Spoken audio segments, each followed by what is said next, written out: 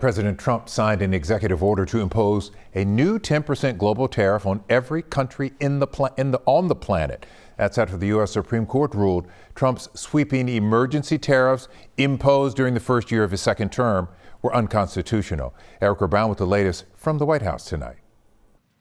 President Trump railed against the Supreme Court justices who struck down his far-reaching global tariffs in a landmark ruling Friday. I'm ashamed of certain members of the court, absolutely ashamed, for not having the courage to do what's right for our country. In a 6-3 decision, the High Court ruled the president does not have the authority to impose tariffs under the emergency powers law he used to levy taxes on nearly all U.S. global trading partners. In the majority opinion, Chief Justice John Roberts wrote, quote, "The framers did not vest any part of the taxing power in the executive branch. The Constitution gives Congress the power to regulate commerce, that the Constitution gives Congress the power to impose taxes." The Illinois-based educational toy company Learning Resources was one of the plaintiffs that challenged the tariffs, arguing the taxes would devastate their business. We're feeling vindicated.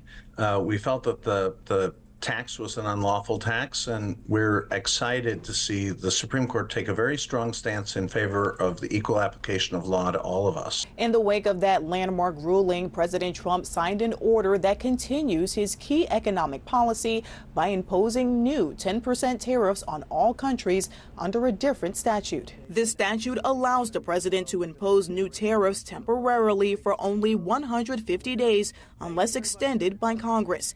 Erica Brown, CBS News, the White House. All right, so some Houston area small business owners are reacting to today's ruling, saying it's good news, and they're cautiously optimistic about the future.